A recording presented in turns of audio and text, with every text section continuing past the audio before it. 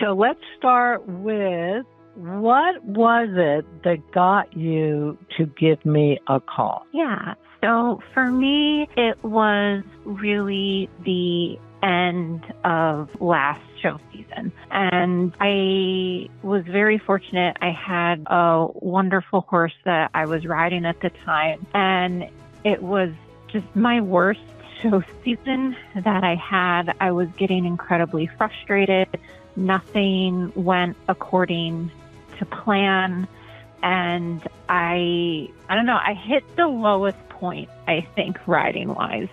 I had worked really hard. I felt like I was doing what I needed to do, but there was something missing. And I had a few people that were in kind of like my close circle that had suggested talking to either a mental skills coach or a sports psychologist. And I don't know, it just kind of stuck with me. So I started looking around, and your name came up quite frequently in a lot of different places. And I was like, well, I feel like this is kind of a sign. I need to give this lady a call. So I did. And the rest is history from that point. It definitely worked out for me for sure. Now, when you say season, this was after like WEF. Were you showing at WEF or WET? It was actually the end of like indoors. Okay. So I had just gotten done. For me, it was the adult equitation. So I went to Gladstone finals. I went to Capital Challenge and the National Horse Show. And I just, like I said, nothing felt like it was coming together. And I remember like the first conversation I think I had with you, I mentioned something to the effect of like, it always felt like I was tripping at the finish line and I just couldn't get the job done. I knew I was capable of it, but that was what I was feeling at the time, was just that nothing was working and I couldn't seal the deal. That's interesting. Why did you feel that you were capable of it? What was your background in riding? I grew up, I didn't have much of a junior career at all. I did, like the big equitation for a year. It never really like amounted to anything. Was successful on like the local circuit and stuff like that, but didn't really go anywhere past that. But I always worked hard. I rode with a lot of different trainers who all told me really the same thing, that I had what it takes to ride and be at the top. But again, too, my family wasn't really into the whole horse thing. They kind of supported it, but not at a very high level.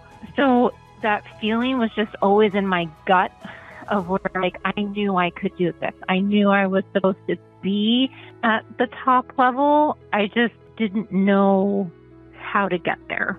And when did you start riding? At what age? So I started riding when I was 4. And when you say a lot of different trainers, were these like the top brand name trainers, or, probably not in the beginning, but... Not in the beginning. There were a couple like that I would take clinics with, and I grew up riding on Long Island. So I rode with a few trainers on Long Island, but, I wouldn't say any of them were like brand names. So it was just, I don't know, I would say a pretty non-eventful, junior career and upbringing. Okay. So the fact that you could actually get to the top and be one of the top, that was based solely on because people were telling you that? I think it was partly that, and part there was just, I don't know, like I said, it was like a gut feeling. Like the idea just never went away. And I knew it from like a very young age that this was where I was meant to be. I knew I could do it. I was willing to put the work in for it. So, unfortunately, I didn't get to enjoy it during my junior years. I had to wait 34 years for it, but it was totally worth the wait. And do you think the issues with your junior year was just financial? I think it was part financial. I think it was part, my mom was a single mom. She really didn't understand the whole horse thing. She was an avid tennis player. So when my grandfather bought a pony and said, here, this is what I want my grandkids to do. No one really knew what that meant, and they probably thought that it would be like a passing thing. But then once I actually got on my pony, I just, caught the bug, and it never went away. Love it. So then when did you own your first horse? So we got my first pony when I was, I believe, like 5 at the time. He was this large chestnut quarter pony that was like the epitome of a chestnut mare. And there was one year where I literally ended up on the ground every day for an entire year. So how my mother still even let me ride is a mystery. But I never grew tired of it. Even when I got knocked down, literally every day I sat on a horse, I still wanted to get back up and keep going. And it just taught me so much and had so much appreciation for the idea of getting knocked down and having to get back up and keep going. So that ended up being a good experience for you, right? Like you said, being able to bounce back and... Oh, yeah. I had to work every step of the way. So I think I owe to that first pony my determination to keep going and just make things work because, at that point, too, it was either, well, you make the pony work and you figure this out, or we don't have a pony anymore. So I think that was pretty good motivation at that point to make it work, figure out how to stay on my pony's back effectively. So the riding career was never handed to me. I had to work for it. So now, how old are you now, Claire? I am 37. Okay. And so how did your indoor season after coaching with me, how did that end up? Well, I am officially a national champion in the adult equitation, so it was great. This whole show season really was the best I have ever done. I qualified for the area medal finals, which is something I had never done, and quite frankly thought that was a pipe dream, and it was great. We went to the National Horse Show.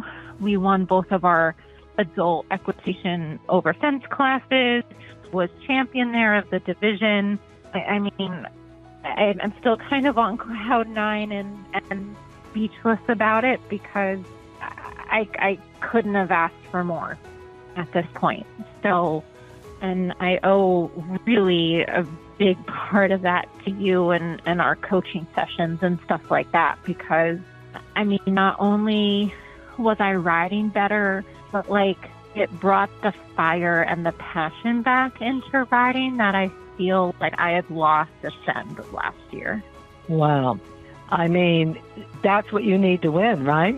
It definitely is because I guess the good thing and the bad thing about this sport, right, is when you're feeling down, it really can knock you in the teeth pretty hard where, again, you're at that point where is this really worth it? It's a lot of time. It's a lot of money. It's a really big commitment, especially from my standpoint too. I'm a mom. I help work on my family's business. It's a lot on you and you have to love it or I don't know, will chew you up and spit you out, I guess. So what do you think? Let's go back to coaching then.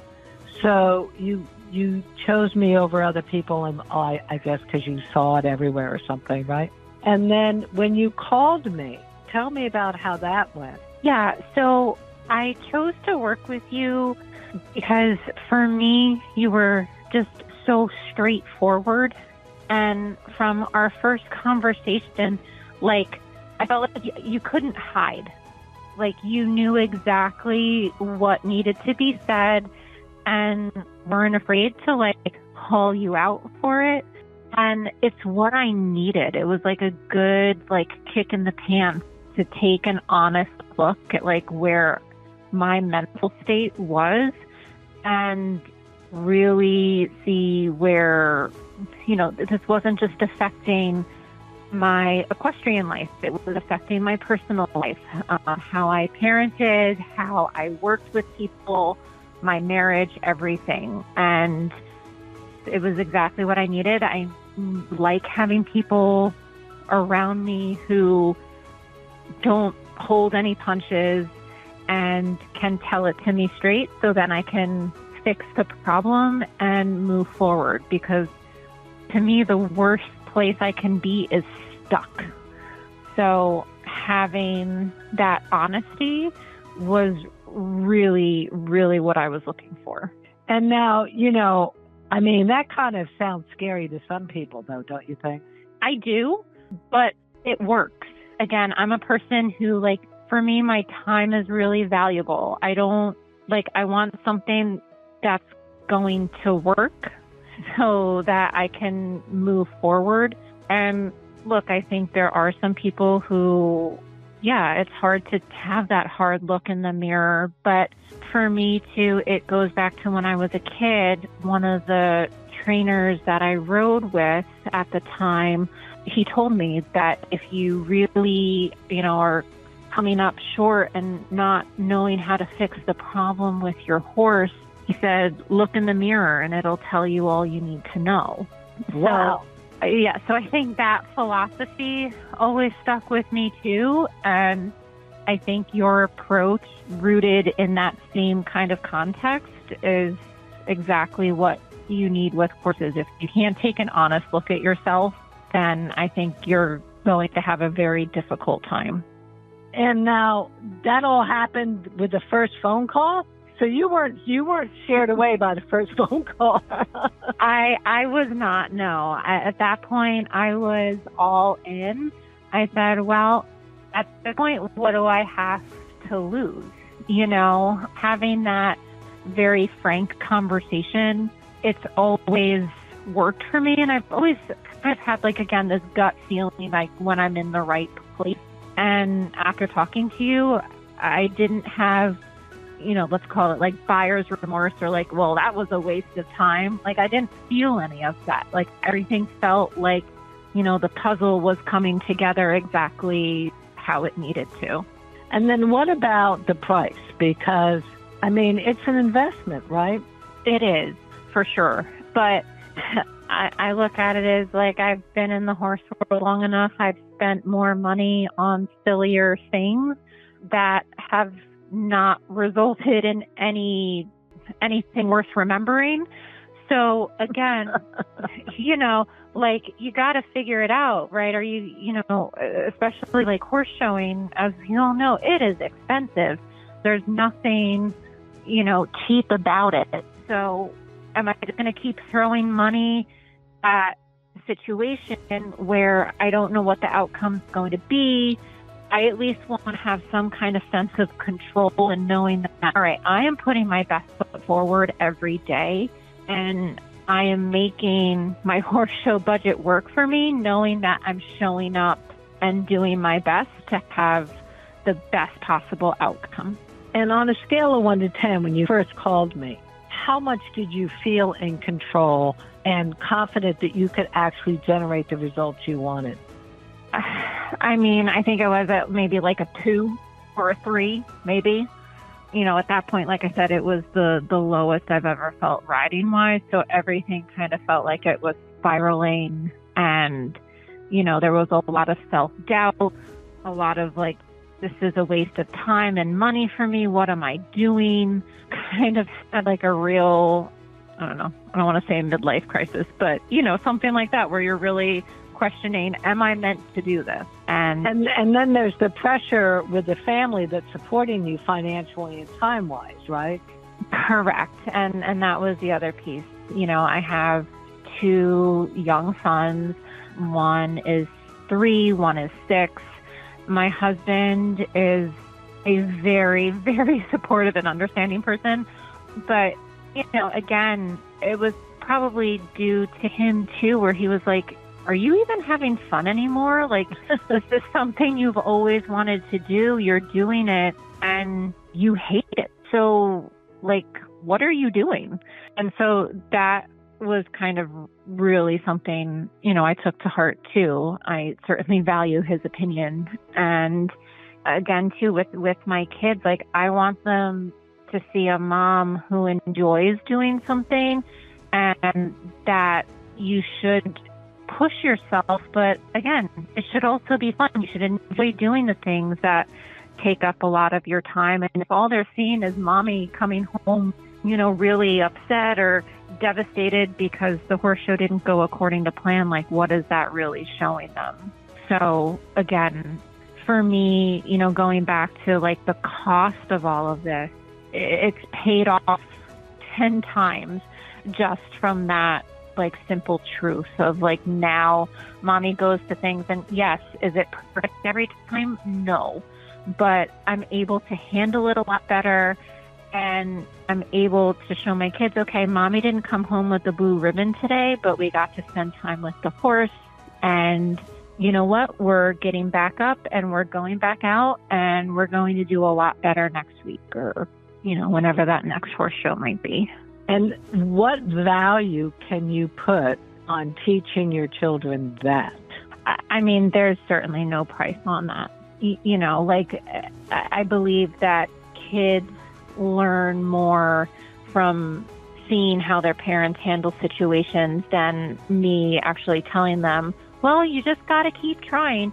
Like, I have to be able to walk the walk with what I'm actually trying to teach them. So for them to see that mommy is pulling something out of maybe not the best circumstances or like the best horse show, but I go back and I work harder and pull out all the pearls from those bad situations, it's life-changing for them. I mean, it really is, because it teaches them how to do life and how to do sports. Just, imagine the opposite, which they saw also. I mean, I think it's so valuable to see somebody struggling, wanting to give up, being upset, being stressed. And no, she didn't walk away. She didn't give up. What did she do? She doubled down. She tripled down. She looked for the solutions, and she didn't give up. And she rode through it, and she stayed the course until she freaking won it all. Right. Exactly. I mean, it makes me want to cry. No, it is. And I don't know. I do cry all the time. I get like super weepy when I talk about it. But I remember like there was one horse show this season where, again, it didn't go exactly how we had mapped it out. And I don't necessarily think the judge particularly liked me going into that one class. But look, I came home. My kids were like, you didn't bring home a blue ribbon today. And I'm like, no. But you know what? Mommy didn't really do her best. So mommy's disappointed, but it's okay.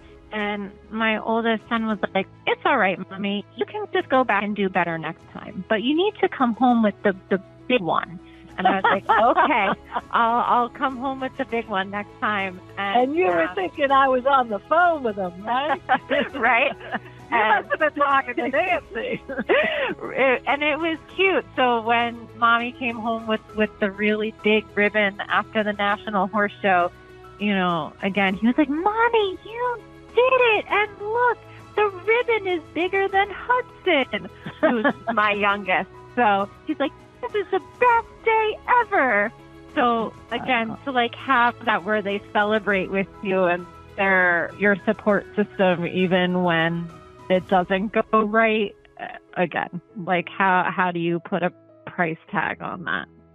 And I'm so glad that you're speaking about this, because, we can all look at things in a positive or a negative way. And so many people in your situation, they have to work, they have kids, they're not independently wealthy, right?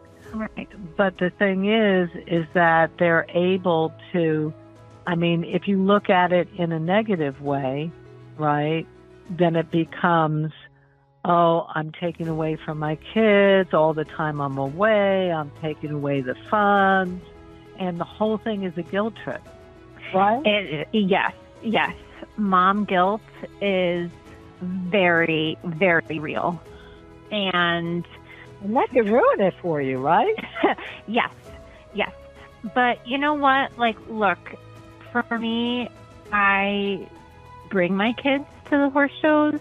Not every single one, but my husband comes with me to some of them too. We make it a family trip. The kids are very involved with horses.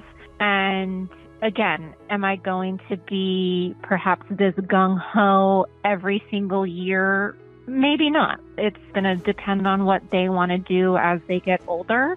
But I need them to understand, too, that there's other people in our family unit. And so right now, this year, it's mommy's year to do stuff.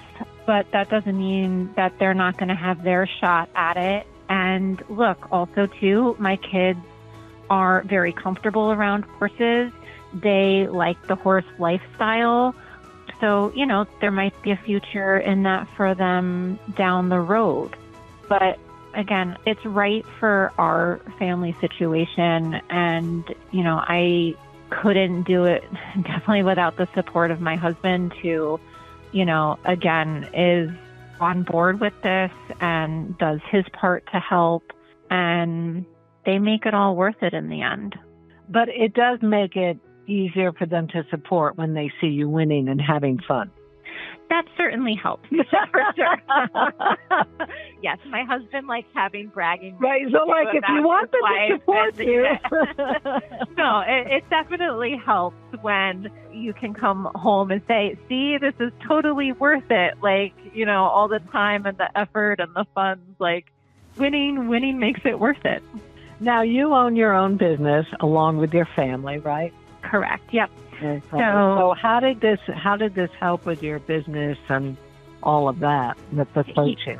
Yeah. So the biggest thing I struggled with, and again, I think this is horse related and family related, was to an extent, you almost start to lose yourself behind like being, are you the business owner? Are you a mom? Are you an equestrian? And you just kind of put all of it where, I don't know, you kind of have to make things work and you get it done.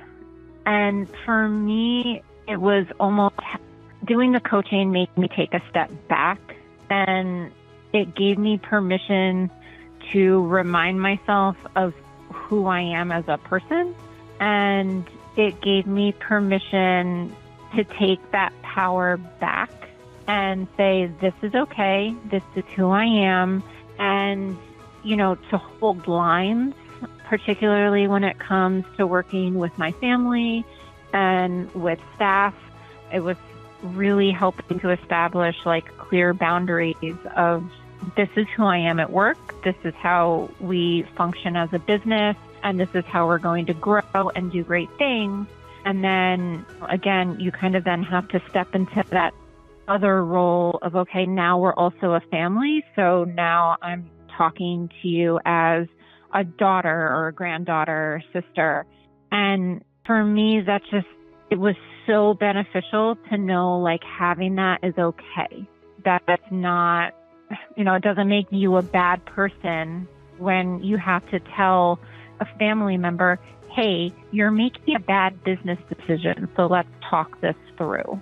So again, for me, it was really having you in my corner to like, again, have like this permission that like all of this is okay. So, I mean, it was helpful to have someone to talk about this issue, that issue, how to handle this, how to handle that, right? It was, yeah. And what I found interesting too was like as my communication style grew at work, I found it leaking over into my riding life too, being a little more vocal about stuff that I need, or, hey, here's what I think is going on with my horse. Can we talk this through? Like, it just opened up a lot of different communication avenues across a lot of different parts of my life.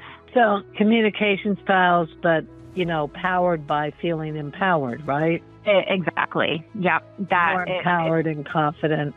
Exactly. You know, that my voice matters and that it's I'm totally within, I'm going to say within my right, but like totally doing what I need to do. And it's okay to have those conversations with people. Tell me about emotions and being triggered, because we worked a lot on that. We did. So when I first started, I think we said my spirit animal was Eeyore. I would spiral very quickly into like when things didn't go right or how I thought they should go. Like I was doom and gloom, worst case scenario, like had a very much of like this victim mentality that I would get into. Like everyone else can have these things, but why not me? I work so hard. This isn't fair. It was very triggering. And it was the story I would tell myself, right? So working with you just really helped kick Eeyore to the curb and really helped me get a handle on my emotions and being able to do those flying changes, right? To like reset your mindset and come out on the other side as like an empowered person who you have to take extreme ownership of that in order to figure out where to go next. You know, I know we spoke a lot about military, right? Different groups, like you go in, failure is not an option. So being able to go from Eeyore to that kind of thinking, just life-changing for me. And to be able, like, I guess I just never saw the connection at first. And then to be able for you drew the line from Eeyore to that thinking for me. And I was like, this is the greatest thing I have ever heard in my life. So like to have that was just, I find myself not triggered as easily anymore. I'm able to recognize, which is a huge part of feeling triggered, and how do I rework that into a constructive way instead. And how long does it take you to do that shift when you're triggered now? Now I can basically do it like as it's happening, but certainly when I started from you, it would take me like a few days to like wrap my head around, or like when we really first started working, it would take me until next week when I spoke to you to be like, Claire, what are you doing? Like, this is not what we're supposed to be doing. But now, like having worked with you and everything and really honing those skills, it's like I said, it's pretty much instant, like as it's happening. Which is amazing. And I mean, that's the whole thing with peak performance, mental skills that, you know, people get over in 15 minutes, what other people takes, you know, hours, weeks, months, days. And we know people that go through their whole lives not letting go of stuff, right? We do. And that's the thing. Like, just think about how much energy you're expelling into, like, keeping that thought process going when you could also use that same amount of energy, put it into a positive thinking, and think how much farther you'd actually go into moving your life forward if you drove it that way, as opposed to I'm doing everything I can just to stay stuck in this one negative space. I'm just going to dig a deeper rabbit hole.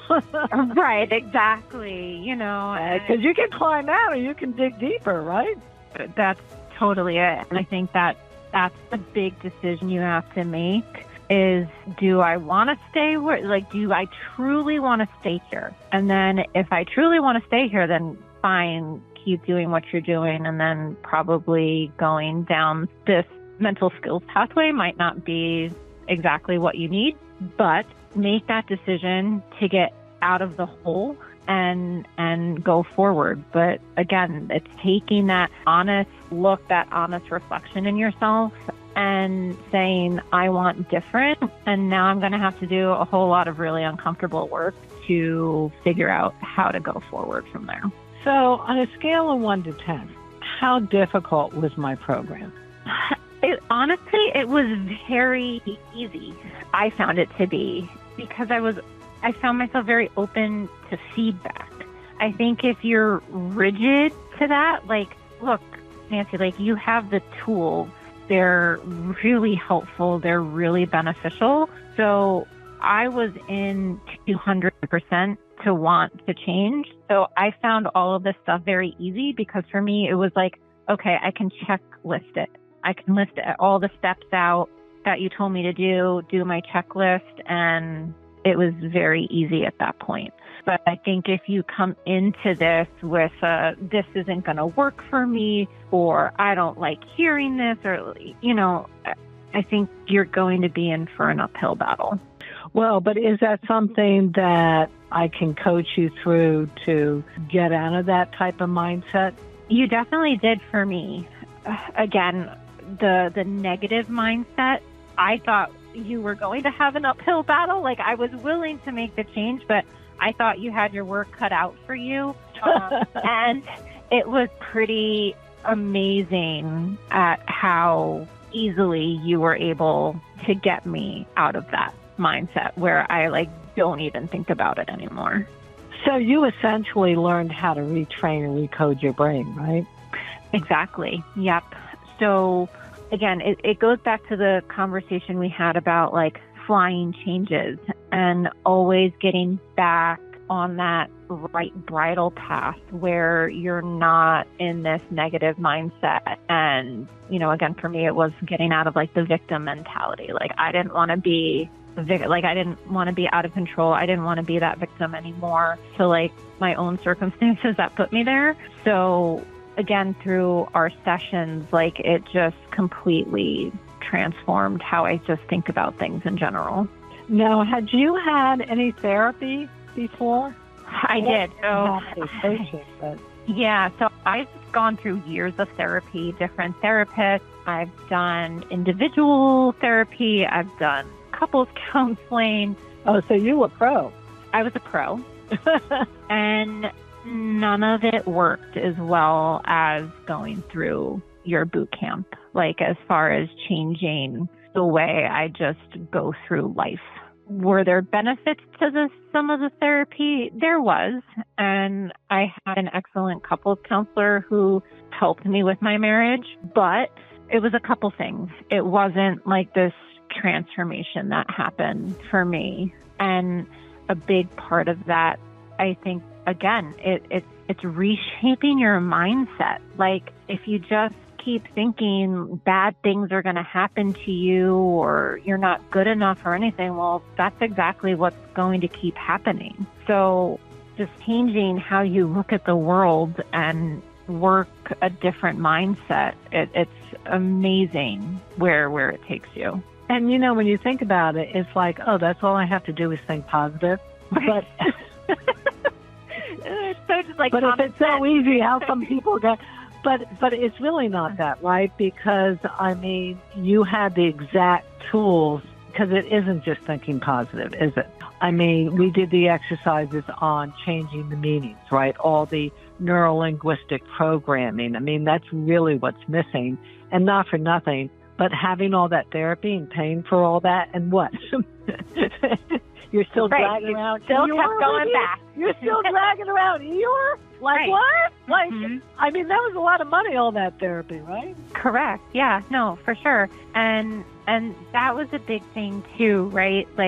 That I found to be beneficial is when we were talking about certain words and you don't think about it in your daily life, right? What power certain words have on you for better or worse, and how there's almost this subconscious meaning to them that we kind of use and tie ourselves to, and changing the wording, something simple, for example, right? This, my final fence. You framed it as your grand finale. What a big difference, right? Your final, this is the end. You're not going to do anything anymore. But then working it into, no, this is my grand finale. I don't know. It sounds grand, doesn't it? It just, I don't know. It sounds like something you want to focus on instead of run away from. Right, exactly. Let me get this one over with. This is my best yet, they're going to remember this grand finale for years to come. I don't know. Again, it's that subconscious link that you don't even think about. It's the words you use every single day and how changing those and what words you pick and what you focus on, it makes a difference. Well, one of the things about, still remaining kind of in the negative mindset and all of that is, not understanding why you go there and why you want to stay there, right? We talked about that. Mm-hmm. Like, yeah, there's actually a need and a want and a desire to stay in that negative space. Right. And that goes to, I think, when we talked about like your human needs, right? Like, how are you connecting with people? How are you feeling, or how do you think you're making an impact in life? Or, one of my biggest things was like the need for importance and relevance, and then how my love and connection with people and the people I had around, like I got more of a connection from them when you were kind of commiserating about bad things that happened or annoying things at the horse show or whatever. So at that point, it kind of just exponentially grows, right? Because, this works, so I'm going to keep doing this because this is how I'm connecting with people, instead of finding a way to connect with people in a positive way of like, you went out there and killed it. Isn't this so great? We're all here together doing this thing, changing that around and making like the forces that drive you, making those positive as well. Exactly. So, connecting through complaining, bonding with others, talking about your nerves and fears versus the scenario you just did, like pumped up, excited, right? But most people go to connecting and bonding with the negative and self-deprecation, right? Mm-hmm. Okay. Yeah. So, yeah, and it just it keeps you down and holds you back. It sets you up, right? It does, right? Because if you actually go out there and lay it down and have a great day, well, that's really great. But now you got, and I'm not saying this is the case, but like a barn full of people who are wanting to sit there and talk about how bad the judging is, or, this barn's here and all their people are going to do great. And, well, you having a great day just kind of blew that up. So then what, right? It's almost self-serving then that you have a bad day. Yeah, and that becomes a virus that spreads. Right, exactly. So we're getting down to a few minutes left. I just want to end with the identity part, right? Because that is always what I start with. We identify who you are day one you start, frustrated, struggling rider, fearful, whatever it is. And then I immediately say, okay, this is what's going to happen. We're laying down a brand new identity, which is a neural pathway in your brain. And we're going to shift you from this person here, this victim, powerless, blah, blah, blah, into an equestrian rock star. So do you feel that that was accomplished? Oh, and then some. I feel like the most empowered I have ever felt, I think, in my life.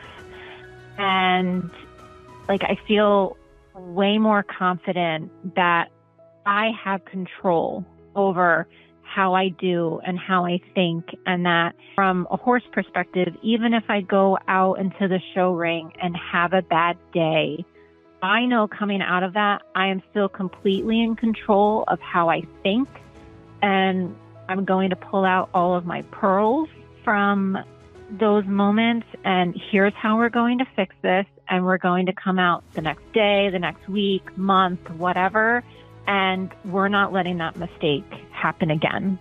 So you're more focused on solution rather than spinning in the problem. Exactly. About moving forward and doing the next best thing. And that's what gives me fire. That's what makes me want to fight and keep doing the sport again and again, is that is just way more constructive and conducive to spending my time than being sad and, under my little black rain cloud. And not to mention, how fun is it to set a goal and actually keep meeting them over and over. You're like, wow, what else can I do? What else can I do? Right? Exactly. Like, I didn't know I could do this. Oh my goodness. Now what am I going? Like, I got to think bigger. I got to think bolder. Okay. I just went and rode and scored an 89. I want the 95, so it's constantly upping. And again, for me, like, I hoped that this was something I could accomplish and achieve. And now I am very confident not only did I achieve this, but that I can go out and do it again. So excellent. And so thank you so much for doing this and telling this whole story, because, I mean, running your own business, 2 small kids, to do all these shows, just the logistics, just the traveling, all of it, much less to stay in a good mental skill and go out there and just lay it down. And what I loved, and I'll finish with it, is when you said to me, I have wanted to win the national since I was 5 years old. Yep. And I did it. And you did it, girl. And you know what? It doesn't have to be done in your junior year. No. And that's the thing I wish, like, I could pass on to, like, people who are out there still and think, like, just because their junior years are done means that's it, riding's over for them. Like, don't think that way. We all have our own timelines, and I'm pretty sure winning at the National Horse Show feels just as special at 37 as it does at 14, 15, in your junior years. So victory is just as sweet no matter what age you're at. Love it. Well, Claire Martinez, congratulations to you. And thank you so, so much for hopping on the phone and sharing this with everybody and inspiring more riders to step up and be their best, okay? Thank you, Nancy. I owe a lot of this to you, so thank you for everything. Oh, the journey was all my pleasure.